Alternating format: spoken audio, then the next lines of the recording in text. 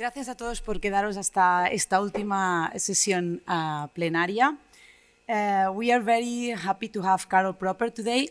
Carol is Professor of Economics at Imperial College London.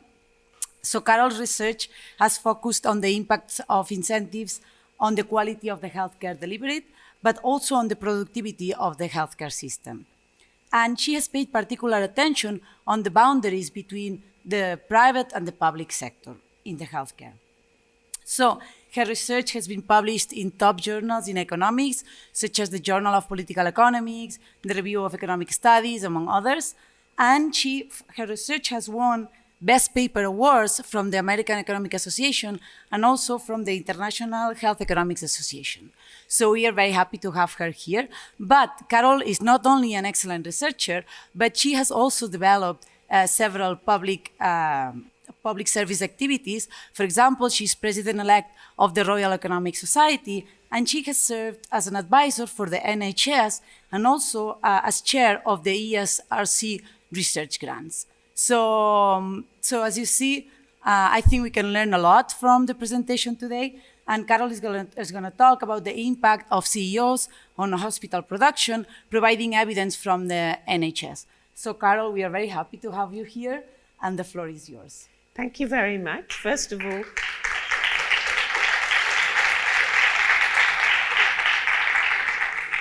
I think you should reserve the clapping till after the talk. Then you can go.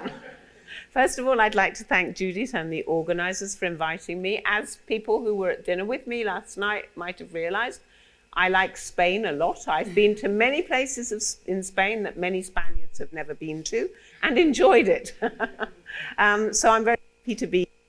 And Judit also asked me to give a talk that's actually a kind of academic paper. So I apologise. I think, though, do you want me to take interruptions as I go along? No, I just give the paper. I think it's probably a bit awkward to have this seminar-style series. But I will try and leave time for discussion afterwards. But this is an academic paper. This is an academic piece of work that I have been working with my co-authors, Katerina Janka, who I understand some of you know, who used to be my PhD student and is now kind of long gone that and is at Lancaster University, and Rafaela Sodun, who's a professor at Harvard Business School. I have until when? 1 hour. Okay, so the title is The Impact of CEOs in the Public Sector, Evidence from the NHS. And those of you who know my work know that I use the NHS as a test bed for many of the ideas that I think are bubbling around in economics. So the motivation of this paper is that the effect of CEOs, chief executive officers, have been explored in public sector organizations, obviously very extensively in the management science literature. But in economics, probably the first paper to do this was a paper by Marianne Bertrand and Catherine Shaw in 2003, where they looked at a small number of CEOs in the financial sector in organizations and asked, did these CEOs have a style? Essentially, if they were in one organization, could they take that? What a style means is that in one organization, you achieve a certain set of things and you can take that, it's portable, to be taken to a second organization. So that's essentially what we're asking in this paper. Do CEOs have an effect, if you like, on the production of hospitals that they can take across hospitals as they move across them? There's been recent attention on the impact of CEOs in public sector organizations, but this has been documented primarily for relatively small public sector organizations. The World Bank, for example, has done quite a lot of work on small World Bank organizations delivering aid or delivering programs in countries. People have done stuff on schools. All of those are fairly small organizations where you might think that top management have a chance of making an impact. They can really change the culture of an organization. They can really change the way the organization does things because those organizations or the projects that have been studied or the high schools that have been studied are actually not that big. The effect of managers in large and complex public sector organizations, however, hasn't been studied at all. And I think there's a question about whether CEOs can make a difference in that context, because these are large organizations and they also are quasi-public. That's important because, stepping back a little bit, a popular reform model in this space, in the delivery of public services, is to give managers more autonomy to manage their organizations. This has been ideas that have been around for 20 to 25 years, which say even if these organizations are in the public sector, because the goods that they're delivering have either public goods or equity implications, which means that we want to deliver them as public services, in order to increase production, you have to move away from a bureaucratic type model of delivering these services to giving managers more autonomy. That's a very popular reform model across the world. And so the question is, does that reform model essentially work? And the sub-question that we're asking is, does it work in the sense that can CEOs influence those kind of organizations? So we're going to study a large and complex organization. We're going to study the English NHS. The English NHS is the largest employer in the NHS, in the UK. It's the 5th largest in the world. And these hospitals that these CEOs run are large. They have, on average, 4,500 employees. There's been a long policy of decentralization of CEO recruitment and compensation to hospital boards. So the idea is that these hospitals mimic private sector organizations with boards, with executive directors and non-executive directors, and with a remuneration and a search committee in the same way that a private sector organization might. And I'll provide a few more details, but I don't want to spend all my time on institutional details. I think coming from Europe, most of you understand what I'm talking about. We have rich and comparable data on both the managers, the CEOs, and the other top team in the hospital. And we also have data on hospitals, production, data that, for example, people like Andy Street in this room have used a lot, and others have used who've used hospital administration data have used. So the methodology we employ, when we look at pay, we use a methodology developed some time ago by Aboud, Kramatz and Margulis to look at the analysis of CEO pay, to ask essentially, are there fixed effects in CEO pay? Are CEOs systematically paid different amounts? And secondly, we use Bertrand and Shaw to look at the production side. So we're going to look first at pay and then at production, using 2 different methodology. And we kind of update Bertrand and Shaw in a number of ways, not all of which I'll talk about here. So for those of you that, like me, have an attention span of a gnat is a very small English bug that doesn't live very long and is kind of stupid. For those of you who kind of like to know the answer quickly, and you can now leave and have lunch, we find evidence of systematic differentials in CEO pay. In other words, a CEO who's well paid in one hospital will be well paid in another. A CEO who's paid below average in one hospital will be paid below in another. And we find that is related to specific observable CEO characteristics that we observe. We don't observe that many characteristics, but we find that women are paid less, individuals with public honours are paid more. We're not saying this is causal, but there are associations. However, in contrast to these quite clear pay differences between CEOs, you think of the fixed effect as a fixed effect, it's a person effect. So we find differences in the rewards systematically given to individuals. We find little evidence of systematic CEO differentials in hospital performance. We do technically find CEO fixed effects, but they actually aren't true CEO effects. They're actually large hospital spell shocks. In other words, they're driven by a one hospital effect, either a very large one or a very small shock. We find a little evidence linking CEO turnover events, which to some operational improvements, but also to lower staff satisfaction, but it's generally pretty little.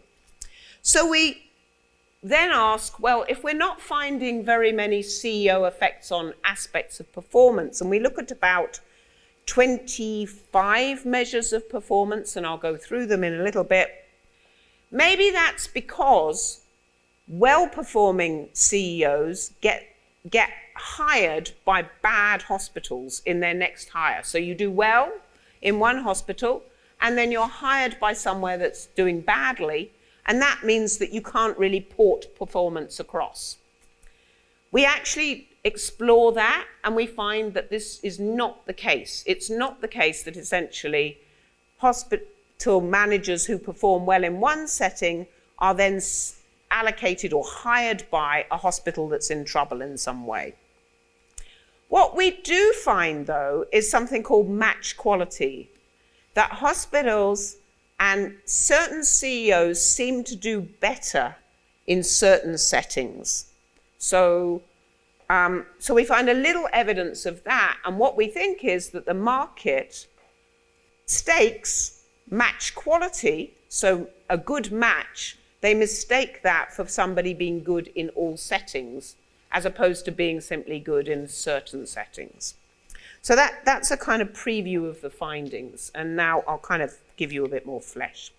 So I won't spend a lot of time on the related literature, but there's obviously a related literature on essentially CEOs, management and managers in the public sector, and the role of leadership in public organizations.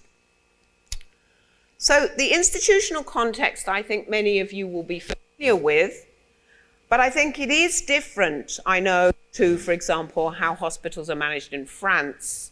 I suspect it's probably similar to how hospitals are managed in Catalonia, but I don't know about the rest of Spain. So what happened in the UK was there are two sets of relevant kind of policy changes. One is that from about the 1990s onwards, there have been market-level changes in which NHS hospitals and other organisations are set up as freestanding organisations earning revenue from competition, from contracts won in competition with other public and now increasingly private hospitals. There are also, because these are public services and paid for out of taxation, very visible targets and performance metrics set by the regulator, essentially the Department of Health, with various different names. There's also, in parallel, an earlier set of hospital-level changes, which are to essentially, following a report called the Cadbury Report in 1983, to adopt corporate sector governance arrangements in the NHS. So CEO selection and pay are decentralised much more to local hospital boards. So you essentially move from an administrative bureaucratic system to a system where these large organisations, the boards of those organisations, are responsible, with help from the regulator, for hiring and deciding on pay. And there's much more emphasis on essentially the C-suite, the CEO suite, that these managers are supposed to not just administrate rules from above, but to run these organisations. That was coupled with greater autonomy for well-performing hospitals from about 2004 onwards, which was supposed to release them, and did for a time release them from a large amount of guidance that comes from the centre. So they're kind of in a quasi-public, quasi-private setting. They're not, certainly not private sector organisations, but they're not completely bureaucratic public sector organisations. So one of the foundations for this is to kind of understand CEO pay, and you can, so this is a graph with CEO pay, trying not to shine this in anybody's eyes. This is a graph which has CEO pay as the dotted red line between 2000 and 2014, which is the period. Below that, the black line is the line of physicians. This is CPI, inflation adjusted. The blue lines are middle managers, and the nurses are in green. And you can see what's happened is CEO pay has steadily risen over that period the pay of others is pretty flat. This, as you can imagine, has been accompanied by great not love from the press. So headlines like this are particularly frequent. London's fat cat hospital bosses, sickening payoffs to NHS chiefs, outcry as more than 400 NHS fat cats get huge payoffs. So there's quite a lot of public resistance, if you like, to the idea of a CEO as the idea of a CEO of these public hospitals. Nevertheless, that's been going on for many years. What you can also see is the right nothing about differentials between managers. It simply says the average level of pay has risen. That may be because there's only 2 people in the labour market. What I'm going to try and show you is also the variance in pay has risen. So people who are well paid are now bigger differential between those who are CEOs who are well paid compared to those who are unwell paid, less well paid. So there's a bigger gap. So something is going on in the market. Seems to indicate that hospitals think there's a difference between these managers. So our empirical strategy, as I say, for manager pay is to estimate pay effects using AKM.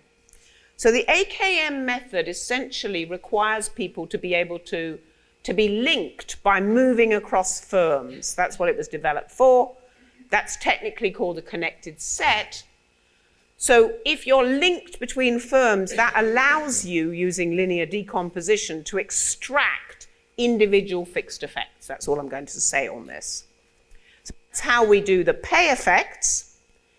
So if we begin to look at the pay effects, this is the distribution of the manager fixed effects. These are normalized at 0.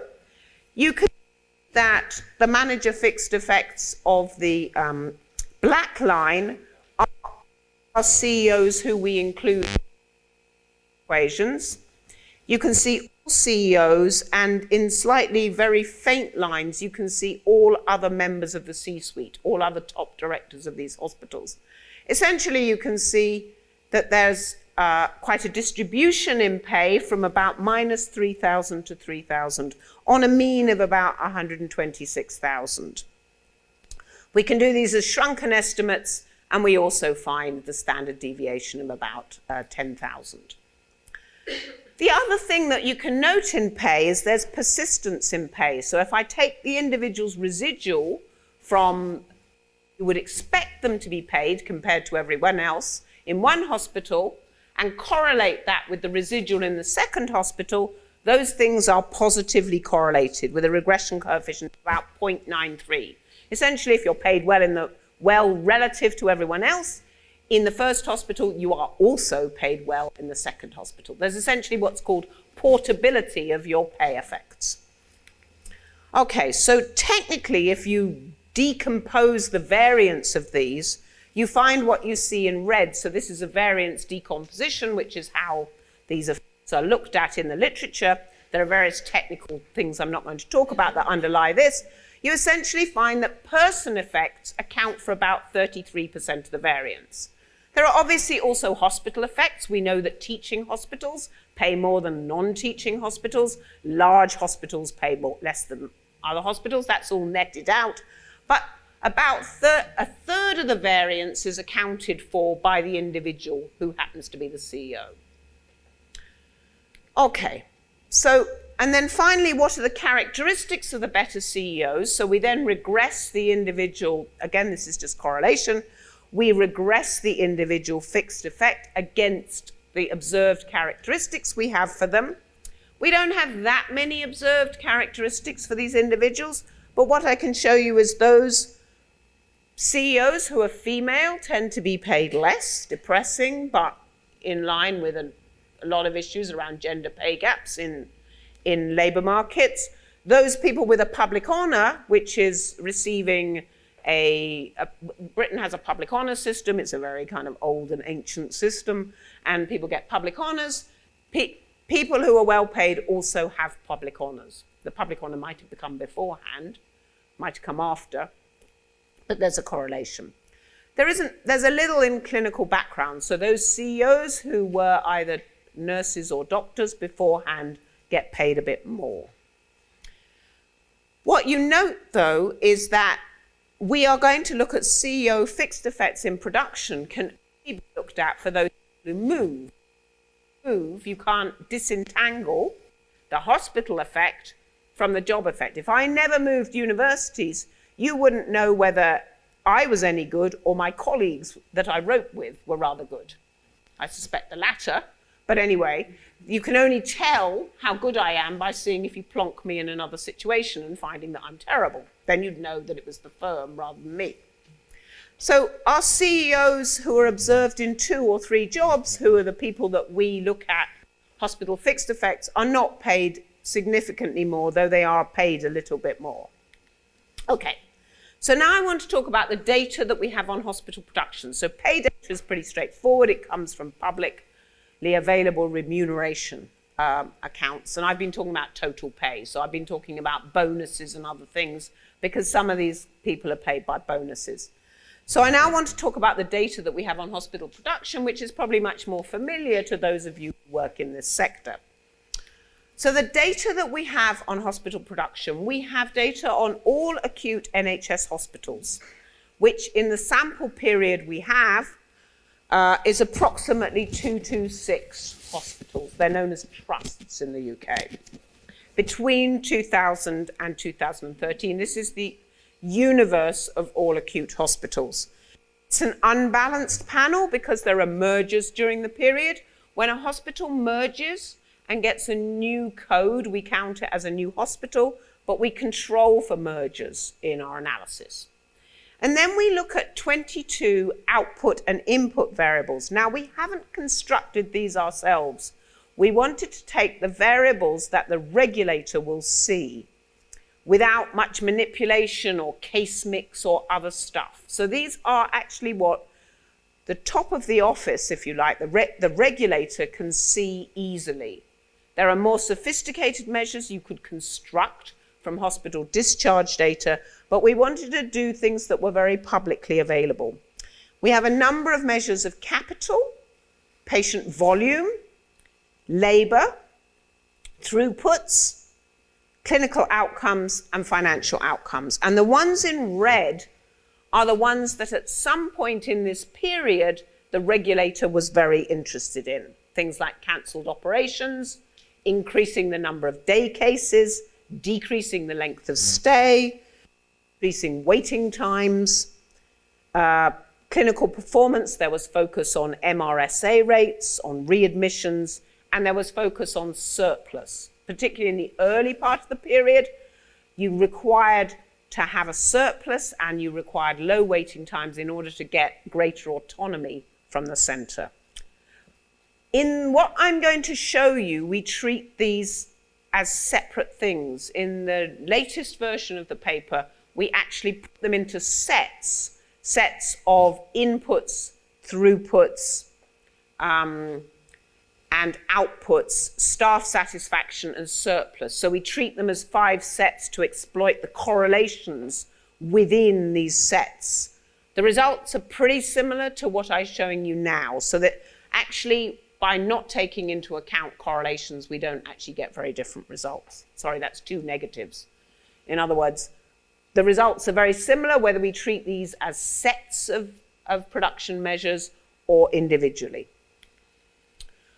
I don't want to say very much about this except to say what you probably already know, that hospitals are large. They have on average 722 beds. The doctor to nurse ratio is 2.27, which is low by European standards. They also, you can see an evolution in these variables over time. So obviously we control for time dummies. You can see, for example, waiting times coming down from 93 days in 2000 to about 50 days in 2013.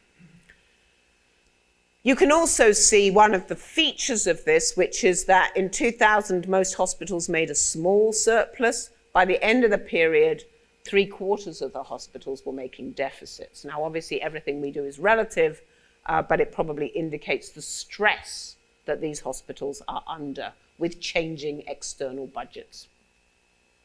CEO characteristics, the most important thing is the number of CEOs observed in one job compared to the number of CEOs observed in two jobs, because we can only estimate fixed effects for people who move. So approximately 30% of our sample have more than one job, and it's a subset of that 143 that we're going to look at. So as I say, our empirical strategy here is to exploit within hospital variation in CEO and CEO movers to estimate CEO effects separately from hospital effects and other macro shocks. So this is technically known as the mover-dummy variable approach. We can only estimate, as I say, fixed effects for movers. So this is a picture of the number of spells per CEE, and the number of hospitals in the sample that is in the sample for, say, 11 years, they have 3.5 CEOs on average. So I think the first thing to note is this is a market in which CEOs move often. That median tenure here is 4 years. So it's a model in which, this is a market in which there's a belief in, if you like, what you might call superheads, that a CEO can come in and turn around performance rapidly. So often CEOs are replaced after 4 years, either because the hospital's involved in a merger and they're not reappointed, or because they've failed to meet some targets set by the board or the government. So there's a lot of churn in this market. So hospitals have lots of CEOs, and CEOs have lots of jobs, which is handy for us. May not be handy for the hospitals, and I think that's probably the bottom line. So again, the empirical strategy here is we have some kind of underlying production function, which includes things like merger status, number of beds, a technology index, case mix. We have year effects and hospital effects, the remaining effects in the regression of some output Y in hospital J in year T, and the outputs are those 22 that I showed you. The remaining part is parceled into a fixed effect for the manager and some orthogonal error term. And we worry about the kind of statistical properties of this at various points. But that's essentially what we're doing. So the first thing we want to do is do the standard thing, which is to assess the amount of variance, the percentage of variance accounted for by the individual managers.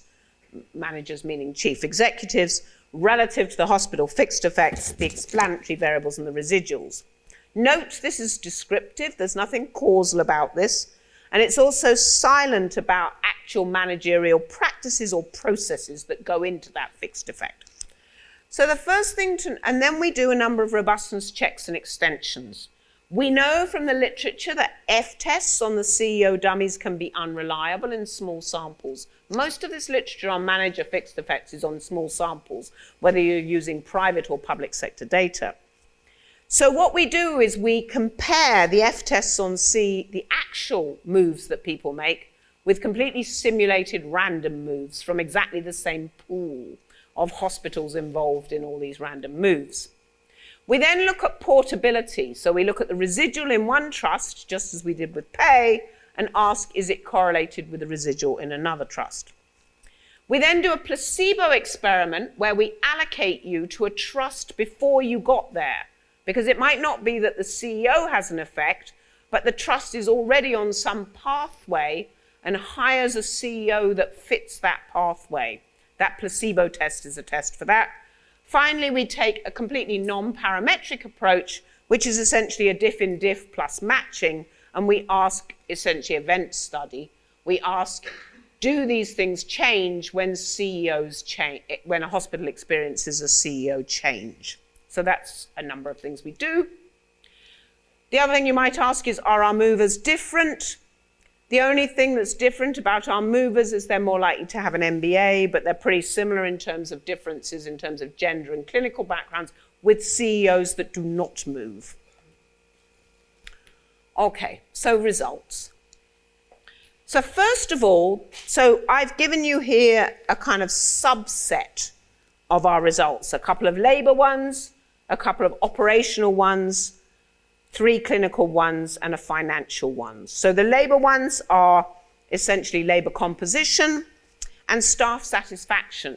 Now, staff satisfaction is important because an awful lot of the work on organisations suggests that staff satisfaction is, if you like, a flag for things going wrong.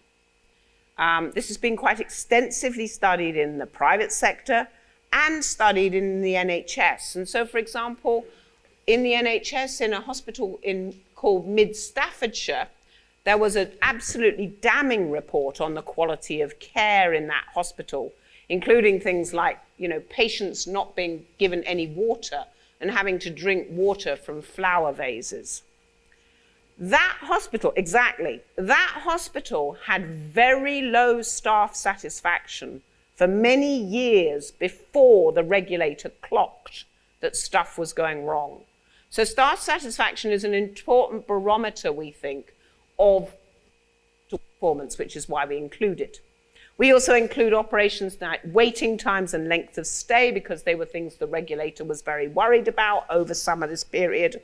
And then we include, because hospitals are really meant to produce care, we include clinical measures such as AMI deaths, readmissions, MRSA, and surplus. And finally, we have surplus. The first thing to note is the R-squareds of the regressions are not terribly bad. We obviously have time dummies in there, hospital fixed effects dummies. Financial surplus is much less well defined. But the other thing to notice is that in this case, the column of CEO effects, if you remember in the pay effects, the CEO effects were about 1/3 for the individual pay effects. Now when you look at production, they're lower, as you would expect, because it's not just the CEO doing this, but they're actually a hell of a lot lower. Except for surplus, where we don't explain much of the surplus anyway, the CEO effects are basically below 10%. And in things like length of stay are tiny. So that's indicating something to you, that actually both the residuals, but mainly the covariates and the hospital effects play much more role. So although we find significant CEO fixed effects when we test those, the p-value on the f-tests, it signals that we've got significant fixed effects. When we do this for random matches, we also get significant fixed effects for the CEOs. In other words, when we completely scramble the data, we get the same kind of results. There is very little portability, i.e. there's very little correlation between what you did on that measure in one hospital and what you do later. And when we group them together into sets to allow that correlation possibly to be more meaningful, so sets around inputs, sets around throughputs, sets around clinical performance, we also find very little correlation between performance in those sets and in one hospital and another. And the portability placebo gives us very similar results, i.e. there doesn't seem to be much evidence that CEO performance, that what we find is related to the fact the hospital was already on that path. So that's summarizing what I've just said. So CEO effects, the bottom line, are indistinguishable from spell-specific shocks. In other words, what that says is that the CEO effects can't be distinguished from having a good outcome, possibly by chance in one hospital, but that not being taken to another hospital, or a bad outcome in one hospital. If we look at the non-parametric approach that I don't want to spend much time on, there's a little evidence that staff satisfaction falls when a CEO changes, and that length of stay also falls when a CEO changes, but not much else. We look at 22 of these measures. Then finally, so essentially the bottom line we've got to is that there don't appear to be CEO style. Why might that be? Now, it might be that the lack of CEO effects is driven by endogenous assignment of good CEOs to problematic hospitals. So we construct 4 measures of problematic. First of all, receiving a poor rating before the CEO got there from the regulator. Secondly, being in the bottom 25% of the financial performance before the CEO got there. Thirdly, if the hospital was involved in a merger, because we know that mergers take a while to respond to.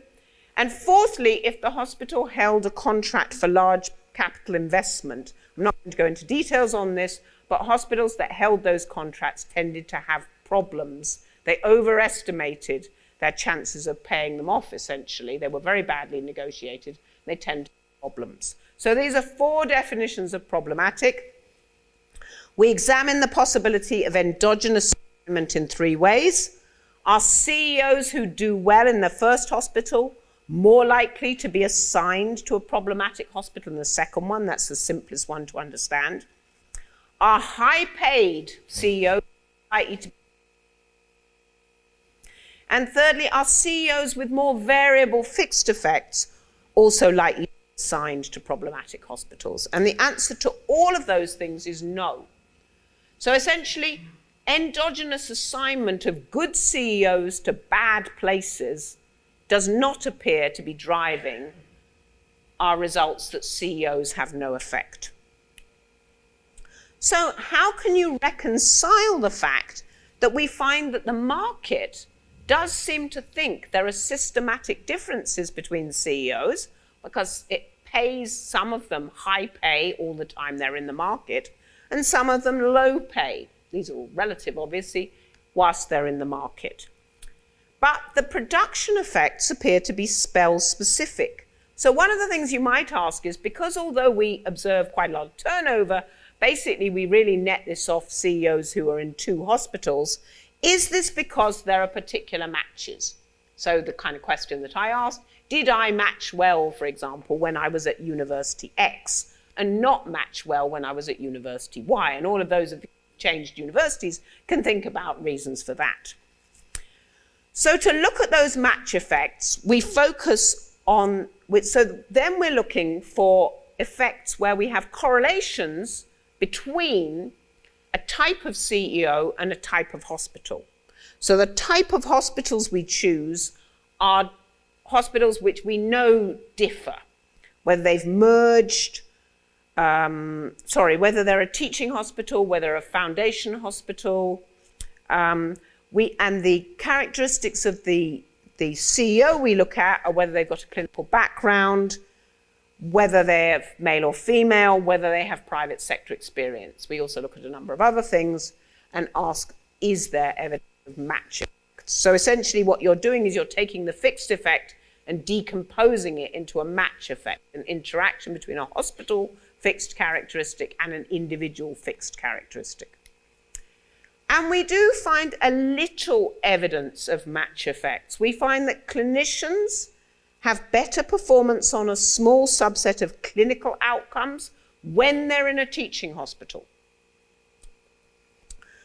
We find that individuals who've got private sector CEO experience perform better on key targets when they are in more autonomous hospitals. So we think this fits with the nature of the market, that obviously CEOs who are clinicians are able to extract better clinical performance when they're in high quality clinical hospitals, teaching hospitals, and that CEOs who come from the private sector focus more on targets, particularly when they have the autonomy.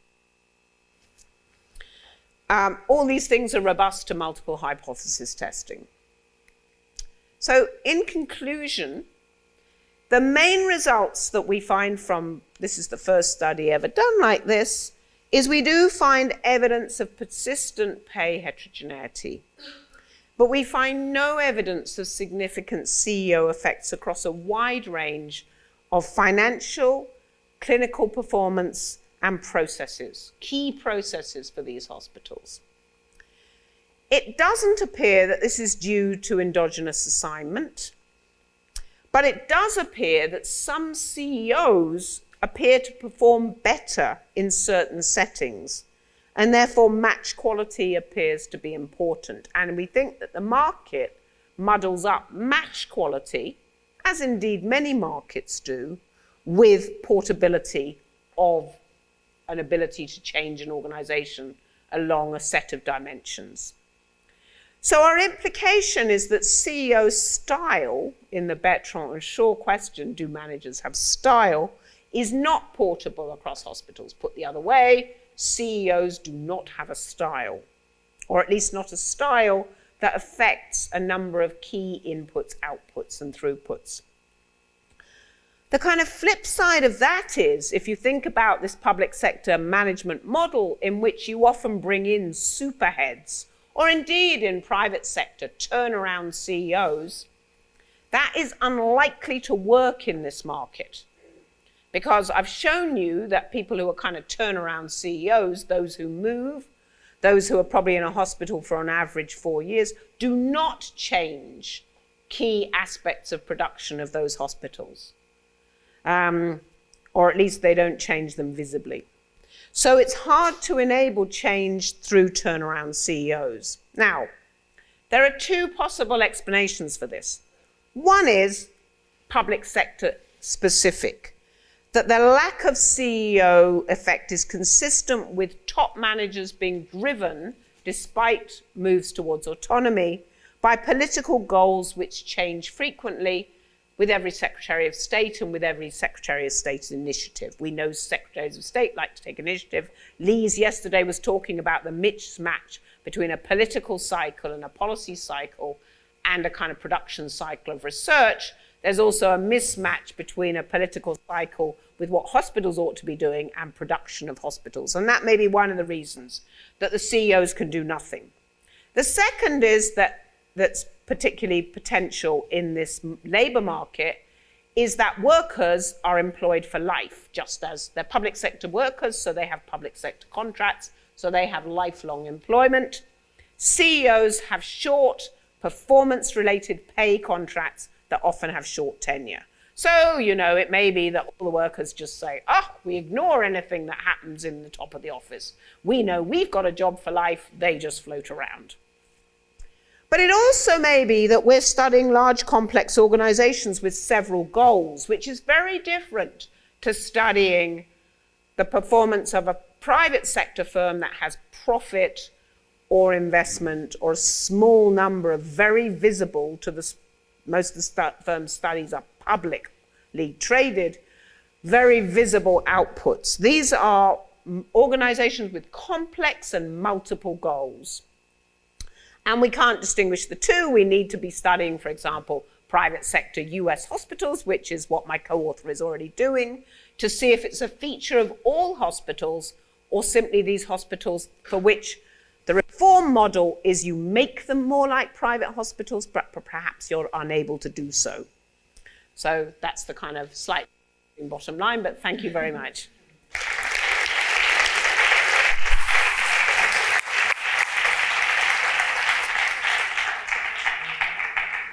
So thank you very much, Carol. I couldn't stop thinking while you were making the presentation on the parallelisms between this market of CEOs in the healthcare system in England. Like it's very dynamic, very active. And I was thinking about, coaches in professional football clubs. So I was thinking, it's strange because they are very different organizations, but I was, making this parallelism between these let me markets. say, an ex-colleague of mine, Stefan Szymanski, who studies the economics of sport, did this exactly for the British Premier League. Yeah. Now, that's incredibly different. In football, you see results twice a week. Yeah. And there's a very active labour market. And as you might expect, so he looks at the Premier League, he knows all the managers, he knows all the 92 clubs. The Premier League, it's less. He finds very significant manager effect. So when you're standing on the pitch, groaning at the players, it's not the players, it's the manager. And it really is the manager. Yeah. And that's possibly the most opposite of all of this. You get high frequency, and all that you care about in football is not the classiness of the football. We know that some teams like Arsenal play beautifully, and other teams are just thugs. Liverpool, maybe. Liverpool in the past. But what matters is not whether you're a thug or you play beautifully.